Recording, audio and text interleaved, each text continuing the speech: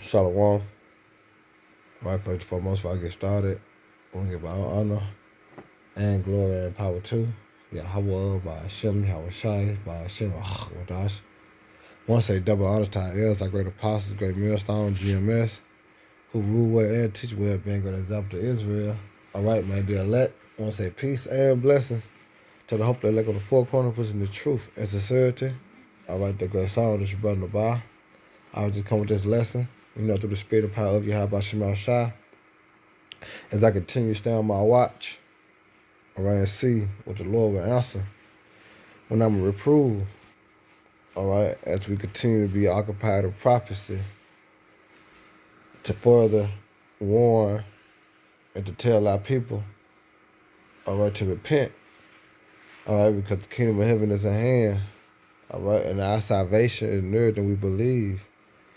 Now, you can see on the screen, with this Edomite, all right, talking to the Jake, and it said U.S. economically has lost to BRICS, TERF, and BYD. Accelerate this.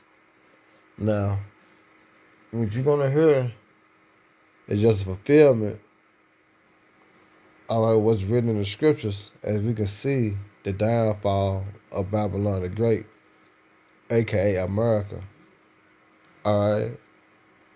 And I got one precept before we get this started, which is Jeremiah 51, Psalms 64. And Lord willing, y'all brothers and sisters be edified while I let it all down. It says, so they shall make their own tongue to fall upon themselves. All that see them shall flee away. All right, now check this video out. And Lord willing, y'all brothers and sisters be edified while I let it all down, man. American empire is over. We're done. We peaked about 12, 15 years ago, and we are on a down. And it's very hard for the American people, which I understand. I am one. It's hard to get your head around that. We've had a century of on the way up, which is a lot more fun than on the way down. But it does happen to every empire. We're only the latest. Look at the British, how far they've fallen. We're in that process. So the problem with the trickle down is, there might be more jobs, but they're going to be created in China. They're going to be created in Brazil. They're going to be created in India. They're not created here. We have the greatest level of corporate debt this country has ever seen, off the chart. The greatest level of personal debt, and we have the greatest level of government debt. Our government debt is now trillions of dollars greater than our annual output. That was not the case in the 20th century. It is the case now. What you're seeing is desperation politics. The whole Trump phenomena ought to say to you, wait a minute. These jerky moves that are out of whack, right? In recent days, we have seen the decision of the Trump administration to kiss the war in Ukraine goodbye. We're not doing that no more because we can't afford it. We can't keep funding a war, which, by the way, the West is losing, as anybody who pays attention knows. All of these things are signs of what? Of a country that is in trouble and is turning on its friends because it can to save itself. We're going to take over, we're going to get your energy for nothing. We're going to, make you build the wall, you in Mexico. And you see that? Now that's where precept come in. This is Jeremiah 51. All right. And 6. Flee out of the midst of Babylon and deliver every man his soul. Be not cut off in her iniquity, for this is the time of the Lord's vengeance. He will run unto her a recompense. Babylon hath been a golden cup in the Lord's hand, that made all the earth drunk it. The nation have drunken up her wine, therefore the nations are mad. Babylon is suddenly fallen and destroyed. Half of her take bonds for her pain, if so she may be healed. We have healed Babylon. We will have healed Babylon, but she is not here. Forsake her, and let us go every one into our own country. For her judgment have reached unto heaven, and it lifted up even to the skies. Look what the genius in a way of Mr. Trump is that without understanding it, because clearly he doesn't, he feels in his own way, the way lots of people do, that there's something that necessitates going way beyond what has been done because our need as a society is beginning to show up. Look, let me give you a simple example. The best electric vehicles in the world right now, but by uniform global agreement, are produced by something called the BYD Corporation, which probably most folks have never heard of, which is Chinese. BYD, the initials, BYD. They make the best quality, cheapest electric car and truck. All right. You don't see them anywhere in the United States. Why not? Because Mr. Trump put a 27% tariff on them, and Mr. Biden raised it to 100%. So let me give you an example. If you wanted to buy a $30,000 BYD electric vehicle, which you can do, that's what they charge. That's why it's so good.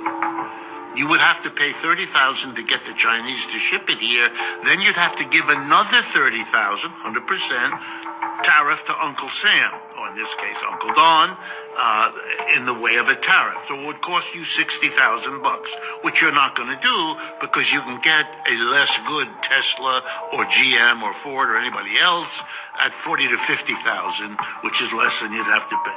But here's the problem. I was going to say, because right now this sounds like a good plan to a lot of people. Trump has said, I'm going to do this not just to China, although he's going to double existing tariffs to China, obviously, right, but Mexico, Canada, everybody. If we intensify the tariffs, the scenario you just painted will happen, and people will be forced to buy U.S. stuff. Right. Which then creates U.S. jobs, which again stimulates the economy. All right, let me be the economist. Okay? That's good for the Tesla company, which I'm sure is purely coincidental, and GM and Ford and the others. Good. And they'll maybe be able to hold on to some jobs. Good. But now let's follow the bouncing ball, because that's my job as an economist. Yeah. Everywhere else in the world, every company in Asia, Africa, Latin America that competes with an American company that has to buy a truck as part of its business will go to China and buy the best truck at the lowest price, $30,000, the best truck. No American company that competes with them will do that. And you know what that means? Those companies will be able to charge a lower price because they have better inputs than the American company, which doesn't. In the long run, that will lose Americans' jobs left and right as they're outcompeted by all the rest of the world that can go and buy and is buying BYD trucks. If you go to Europe right now and you go on the auto routes all over Europe, you'll see BYD cars and trucks. America is shooting itself in the foot. It may be great politics for Mr. Trump. I'm helping the auto companies and the workers. He'll go to Michigan and give us... Yeah, but what you're doing is diminishing the capability of the United States to hold on at a time when its footprint in the world is shrinking. If you take the United States together with the other G7 countries, that used to be the dominant bloc of the world, right? The United States, let's just enumerate them so everybody knows. Canada, Japan, Germany, France, Italy, and Britain. And where you get that from? The 7 heads and the 10 horns. All right? When you go into Daniel, the 2nd chapter of Daniel, the 7th chapter. All right? And also Revelation, the 17th chapter. All right? You go into the 7 heads and the 10 horns, which out of that, you had Britain. All right? And Britain birthed America. All right? The G7, I'm going to add up all the GDP, gross domestic product, total output of goods and services of all of those 7 countries, U.S. and its major allies. And now I'm going to compare it to the gross added up GDPs of China and its allies, known now as the BRICS. Okay. You add up the United States, about 28% of world output. You add up China and the BRICS, it's 35% of the world output. We aren't the wealthiest bloc in the world. We're number 2. And that's new. And that changes everything. Every country in Asia, Africa, Latin America, trying to figure out who to go to borrow money from, who to go to cut a deal with, who to go to sell your exports, who to go to invest in your railroads. You know where they used to go? Washington, London, Paris, of course. Now they go there. But they go to India and Brazil. That's right. They go to Sao Paulo, New Delhi, Beijing, and they ask, can you give us a better deal? And here's the news I got to give you. They get the better deals, and they go that way. And that's not going to stop. And you can rattle your sabers all over the board. You put the 7th Fleet in the South China Sea, isn't going to change that. You've got to come to terms with that, but we are led by people who don't want to do that, because nobody wants to be the politician who has to explain to the people it's over. Isaiah 47:1. Come down and sit in the dust, O virgin daughter of Babylon. Sit on the throne, sit on the ground. There is no throne or daughter of the Chaldeans, but thou shalt no more be called tender and delicate. The Lord willing, y'all brothers and sisters edified. Next time, Shalom, Abba Babal, Barak Ha'akim, and may the Lord continue to bless y'all night.